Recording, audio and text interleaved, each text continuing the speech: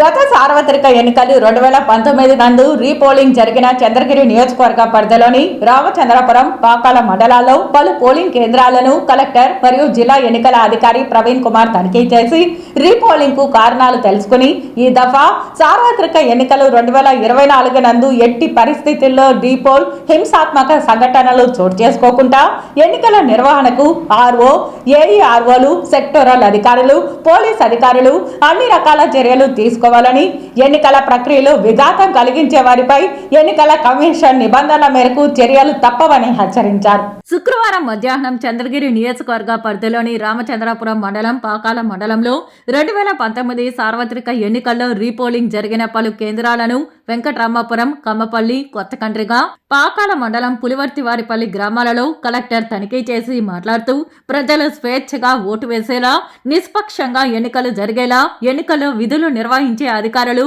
పక్కా ప్రణాళికతో ఏర్పాట్లు పకడ్బందీగా చేపట్టి ఎలాంటి అవాంఛనీయ సంఘటనలు జరగకుండా తగినంత పోలీస్ బందోబస్తు ఏర్పాటుతో ఎన్నికలు ప్రశాంతంగా నిర్వహించాల్సి ఉంటుందని అన్నారు.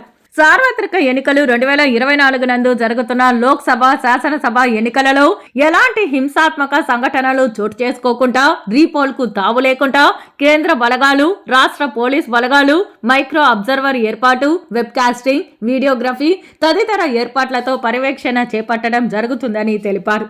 ఏఈఆర్ఓలు, సెక్టరల్ అధికారులు వారి పరిధిలోని పోలింగ్ కేంద్రాలపై ఎన్నికల నిబంధనలపై పూర్తి అవగాహన కలిగి ఉండాలని, పోలింగ్ కేంద్రాలలో మౌలిక సదుపాయాలు, ర్యాంపు, త్రాగునీరు, మరుగుదొడ్లు, షెడ్, లైటింగ్ ఏర్పాటు పక్కాగా ఉండాలని ఆదేశించారు. బిఎల్ఓలు ఓటర్ ఇన్ఫర్మేషన్ స్లిప్పులు తమ పరిధిలోని సంబంధిత ఓటర్లకు అందేలా చూడాలని, తద్వారా పారదర్శకమైన ఏఎస్టీ లిస్టు తయారవుతుందని తెలిపారు. నిబంధనలు ఉల్లంఘిస్తే చర్యలు తప్పవని హెచ్చరించారు. ఈ కార్యక్రమంలో తహసీల్దార్ ఉషారాణి, వాణిశ్రీ, సెక్టరల్ అధికారులు, సంబంధిత బిఎల్ఓలు తదితరులు పాల్గొన్నారు.